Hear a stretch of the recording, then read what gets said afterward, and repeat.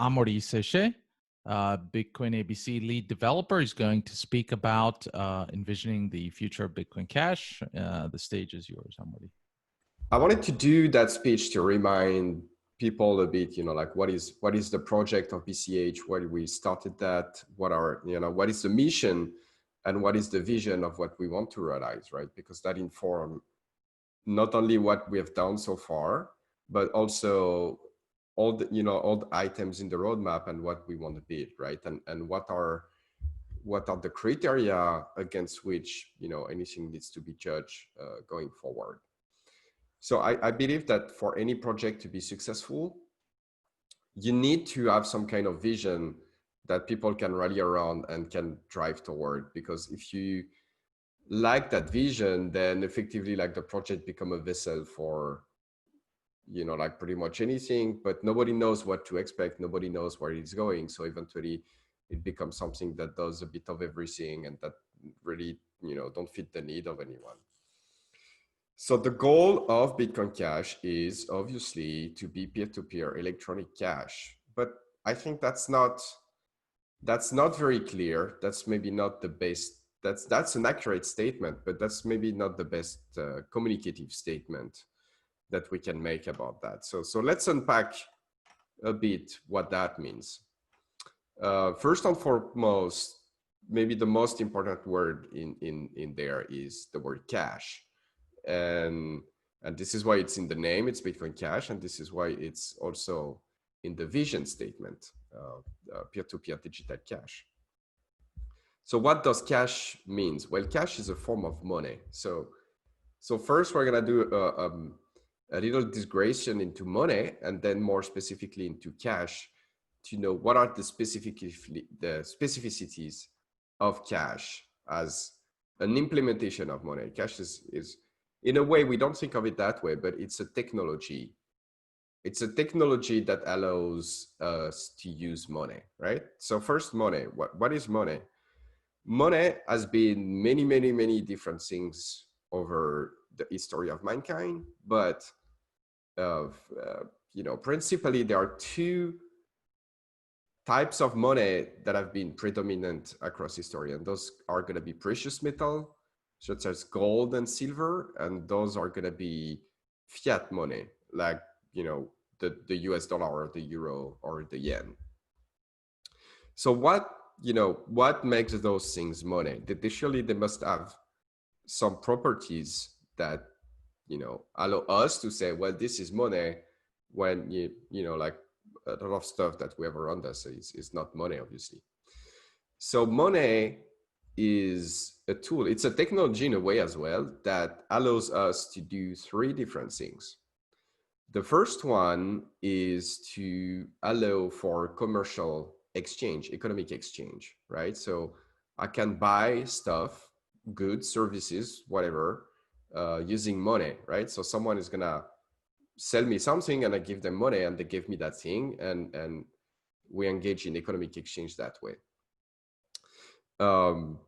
Money is also a store of value, which means that I can keep my money somewhere, anywhere, doesn't matter, and spend it later. I can spend it next week or next month or next year, and it's still expected to have value, preferably a value that is similar to the one I had before. And that is an extremely important property, because without this, there are a ton of economic activity that people cannot be involved into, right? Like you cannot do large scale project, for instance. Let's say everybody use chicken as a form of currency. We are in a very primitive society and everybody trades with chicken. Well, a chicken doesn't live for very long, right? So if you need to build like a giant bridge across a river or something like that, it would cost probably millions of chickens, and it's going to be like a huge challenge. Like, like how do you like group a million of chicken, and how can you, get them to live long enough? Because by the time you've raised many of them, many are going to be dead, right? And there is like a huge maintenance cost associated to that. You need to feed them, and you need to like space to keep them anyway, right? So chicken are not going to be a very good store of value. And as a result, because they are not a good store of value, you cannot save. And because you cannot save, you cannot have a large amount of money on the side to realize large scale projects. So when you scale the civilization, at some point you need some kind of store of value. And if we combine those two properties together, the medium of exchange and the store of value, and we think about it, actually deep down, they are very much the same thing, right? That thing is transferring value across time and space. And so money is that thing that I use to transfer value across time and space. And here comes the third property of money. It's a unit of account, meaning it's a way to measure value. So if I buy something, it's going to be a certain amount of money. Where I am, it's going to be euros, but in other places, it's going to be dollar or something else. And some things are more valuable than others, and they have a numeric price. And the more valuable they are, and the higher that price is, right? So that price is effectively like a meter allow us to measure distances. A euro or a dollar allows us to measure value. And so we can compare the value of different things by comparing their price and so on. So those are the three properties of money. And a good form of money to have those three properties needs to, itself fit some criteria. So first, it needs to be fungible, meaning that any unit of money is the same as any other unit of money, right? Otherwise, it cannot be a unit of account. So for instance, 1 meter or 1 second is always the same, no matter, like which meter or which second. It's not even a question that really makes sense, like which second am I talking about? It's not something that is meaning anything, right?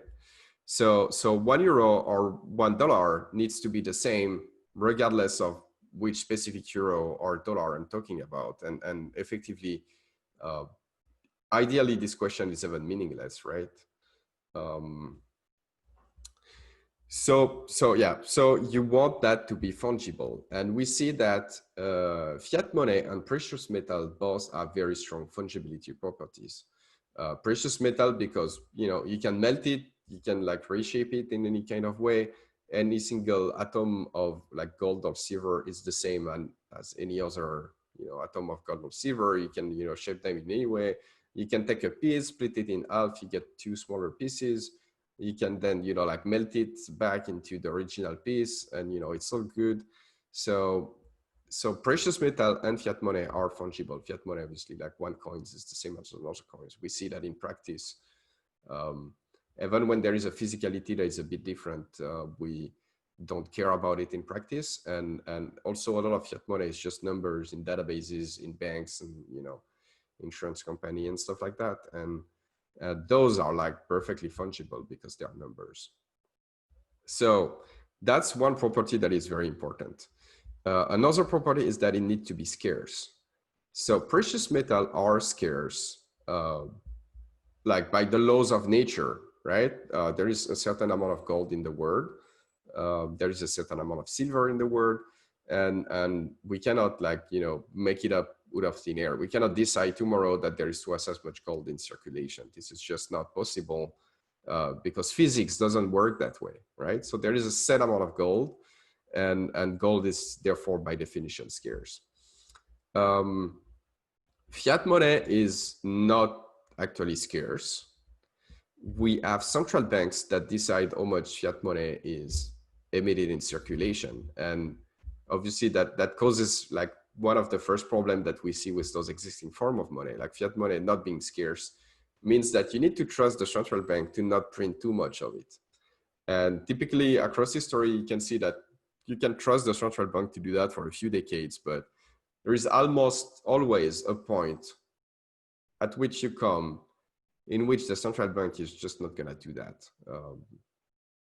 And maybe actually with the current event and the current economic situation, we are in one of those times. Right now, central banks are creating a lot of money to try to stimulate the economy that have been damaged by COVID, but also, and probably even more by the measure that government have taken to fight against COVID, like closing everything down was extremely economically damaging. And so right now, central banks are printing a lot of money to try to re-stimulate the economy, which means that we're probably going to see a lot of inflation. I see a lot of people these days saying, oh, look, like the stocks are going up and golds and silver are going up and cryptocurrencies are going up. It looks like everything is going up. And yet the economic situation is pretty bad. Unemployment is also dramatically going up. So how is that possible? Well, it's possible because most of those stuff are not actually going up. The dollar and the euro and all those other fiat currency are going down because so much of it is being printed right now. And this is why everything looks like it's going up. So that's one of the problems with fiat currency. So if we are gonna do the next form of cash, meaning the next form of money, we need to fix that problem. But there is there are other property, like we need a predictable emission schedule. And that is different than scarce. It's not just scarce, right? You need it to be scarce, but you need the emission schedule to be predictable. So right now we can look at the price of gold and look at how many mines are profitable at that price and deduce how much gold is going to be emitted in circulation. It's a very predictable number. It's very hard to predict for fiat money. It's very easy for gold, but it has not always been the case in history. So when Spain heavily went into the Americas because there was gold there, they expected to be tremendously rich, by doing so, to accumulate a lot of wealth. But what happened is that they created a supply shock in gold. Like suddenly there was way more gold in circulation than there used to be. And so the price of gold went down dramatically. They created like gold imperial inflation by getting so much of it from America. And so as a result, they didn't get as rich as they expected it to be and created a lot of problems, economical problems at the time. And so you want not only your money to be scarce, but you want the emission schedule to be predictable and set in time as much as possible, hopefully like completely perfectly, even though that's never possible, but as much as possible. Okay, the third property is that you want it to be convenient to use as a medium of exchange, right? So this is where fiat money are better than precious metal, because precious metal is actually not very convenient to use on a day-to-day basis. If I want to buy something using gold, well, if I have a piece of gold that is the right size, then that's good, right? But what if my piece of gold is like slightly too big? Then I have to give that, but it's not clear what to do with the change, or I need to split a bit of it to make it the right side. But then, I have all those small pieces of gold. Plus, gold is very valuable. And so the amount that I would have to transact to buy something that is fairly cheap, let's say I want to buy a sandwich, would be a very small amount of gold, right? And it's not, it's not very convenient to deal with things that are that small. However, coins and notes have proven to be extremely convenient to use for people for a very long time. And now we have credit card, and we can have, we can even pay,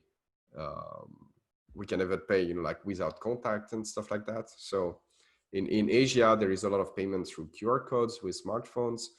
All of those technology make it very convenient to pay with fiat money. And so we have those two forms of money, and they all have okay characteristics of money for the most part, but all of them has some pretty big blind spot.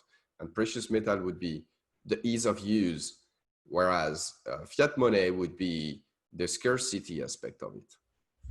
And as a result, what we see, and it's pretty much the history of every single civilization that has ever lived, is that at the beginning you have a small group of people, and the level of trust in the society is pretty low, and the size of the economic system is also pretty small. And so people can use precious metal. But as the economy grows, as the trust level grows, as well as the economic exchange become more and more complicated, the fact that precious metal are inconvenient to use becomes a burden on the economy, and becomes something that prevents the society from growing more. And so you see those societies switching from precious metal to fiat money.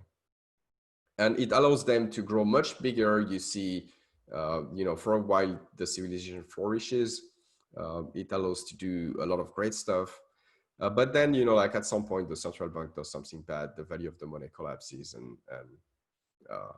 and it's over, and you press the reset button and you start from the start with like much smaller community that use much stronger form of money, and you do it again and again and again. And that's pretty much the history of every single civilization that is tied to the history of money. So if we're going to create a new form of money, we want that form of money to be scarce. And this is the case for Bitcoin and any kind of derivative of Bitcoin, right? Like this is a form of money that has 21 million units, and that's it. This is scarce, right? So you want it to be scarce. So if you can do that, you are doing better than fiat money. You want it to be obviously like all the other things we've talked about that all form of money are doing well, but you also want it to be very convenient to use, which precious metal, this is where they fail, right? So you want to be able to send money to anyone in the world very easily through electronic means. Like we have the internet right now, we can send an email to anyone at any time, anywhere in the world. And you'd expect money to kind of be the same, right? Like we have those electronics means to communicate with anyone in the world. We should be able to do so and send them money. So that would be like the ideal form of money. It would be scarce, it would be fungible, it would be predictable in terms of emission, and it would be very convenient to use. And this is the first aspect of what we are trying to achieve, right? Good money. But we just not use the term money, right? It's not Bitcoin money that we're doing as Bitcoin Cash. We want to be peer-to-peer electronic cash. And so what is cash?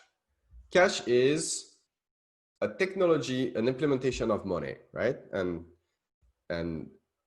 the most common instantiation of that technology is using coins and notes to exchange value. But that's not, deep down, that's not the nature of cash. The nature of cash is that it's a form of money that you can transact from one person to another without involving any third party, right? So if I'm buying something for cash, there is only me and the merchant from which I'm buying that are involved in that transactions. And this is what cash allows me to do. And something that we have lost maybe, and we don't quite realize it, is that when you use any electronic form of money, but Bitcoins and some other cryptocurrencies, you effectively always have a third party. So if you are using your credit card, you are using Visa, you are using MasterCard, or you are using, some other system, but those two are the main ones. And you are gonna connect to their system, and their system are gonna connect to your bank and connect to the bank of the merchant and process the transaction. So you have a lot of parties that are involved into making that transaction. It's not just you and the merchant, it's you and the merchant and Visa and MasterCard and your merchant's bank and your bank. And if you're abroad, it's 7 more people, because now you need to convert the money into the local currency and go through like several banks to do so. So that can be a very, very complicated process, but more importantly, any one of those intermediaries takes a cut. So it's expensive. Something that people don't quite realize, right? But merchant knows the credit card fees are not free. They pay a few percent on every transactions. And well, those few percent, it really depends on the line of business you're in. But if you are in a high volume, low margin kind of business, a few percent is huge. It's absolutely huge. And so for some businesses, this is a lot of money that are going in fees for banks and credit cards and stuff like that. But maybe even more importantly, any of those parties can choose to not cooperate and not process the transaction, in which case the money doesn't go through. And that happens on a regular basis. When anyone travels, for instance, that's a very typical case. If you travel and you try to use your credit card abroad, sometimes the bank is suspicious that maybe your credit card was stolen by someone who's abroad and trying to use it. And so they're gonna block your credit card and request yourself that you call them and confirm that it was actually you. This is something that happened on a very regular basis. And if you're at the other side of the globe, you need to call them at 4 a.m. because this is when they're open to get your card unlocked. And if you don't have money, right? This kind of stuff is very common, more common than maybe people expect. I don't know, but almost everybody have some experience like that they can relate to. And so it's quite important that those third party are not involved. And right now I've talked just about the inconvenience, which maybe are what most people have experienced in their life. But it also means that if you are like a political dissident or something like that, maybe those systems may refuse to process payment to you, and now you find yourself economically isolated. It happens to WikiLeaks a few years ago, right? When Visa and MasterCard and PayPal and various other companies decided to not process payments to WikiLeaks, as a result of which WikiLeaks started accepting cryptocurrency because there is no third party involved. So a political dissident, but there is also a privacy aspect of that, right? Like you may not want your bank to know everything that you do and everything that you buy, but effectively right now your bank knows that.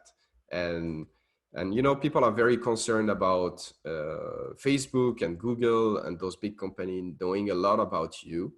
And this is true that they know a lot about you. And this is true that this is maybe a question we want to ask ourselves. But personally, I'm even more worried about Visa and MasterCard because first, they probably have more users than Facebook and Google. I know many people that are not very computer savvy, that don't use those services like Facebook very often, and yet they have a credit card, right? So Visa and MasterCard know stuff about them that Google or Facebook doesn't. But maybe even more, what Facebook knows about you is what you like, who your friends are, and this kind of stuff. What Google is like what you're searching for, but what they know is what you value. And so that's probably even a higher signal, right? Like it's like what you buy and where you buy it and this kind of stuff. So that's a huge privacy problem. And you see that becoming very important for what people call gray markets. So gray market are markets that are not illegal per se, like not black markets, but still people don't really want their involvement into those markets to be known, right? So for instance, pornography is a good example of that, or anything sexual in general would be a good example of that. Like people really don't want to have their sexual preference to be revealed to the world. And yet there is a lot of money in sexual industry in general. And so those are gray markets where people value their privacy.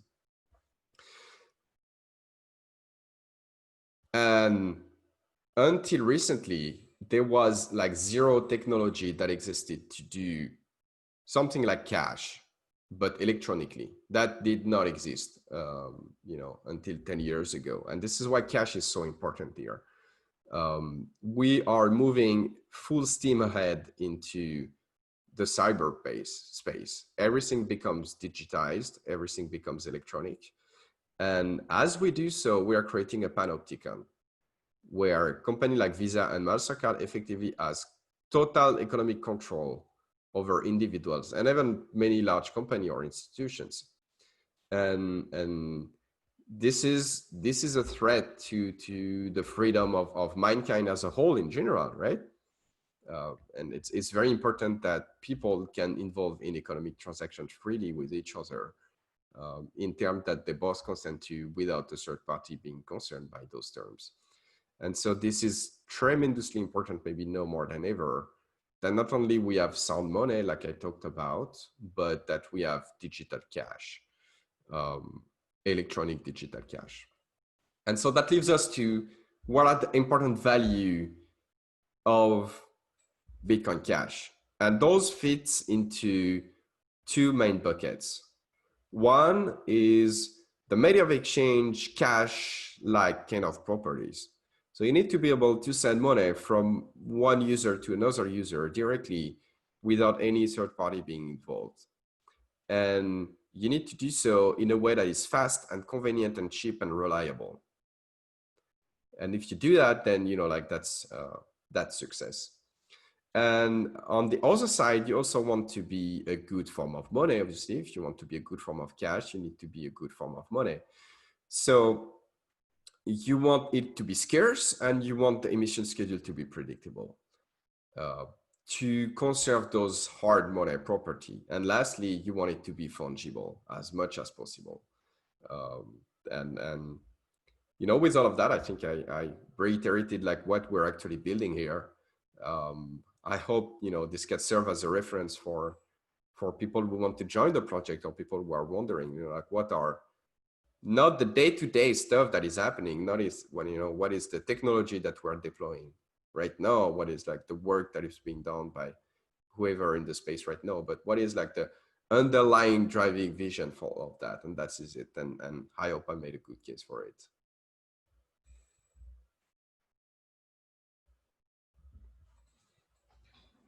Excellent. Yes, I think so. So do we have any questions for Amaury? Any questions in the chat? I think it was a very complete talk, very well-made points. So also we're kind of right in between, I think, the end of Europe and the beginning of the Americas. So yeah. Yeah, I've seen like during the various chat, a lot of people were, like there was a lot of people, coming and leaving due to time zones. So I don't know where people are right now, but hopefully like everything is recorded anyway, and this is going to be, served going forward. Mm-hmm. Absolutely. Yeah, I'm not thinking of any questions either. All right then. Okay, great talk, Amaury. Thank you. Thank you very much.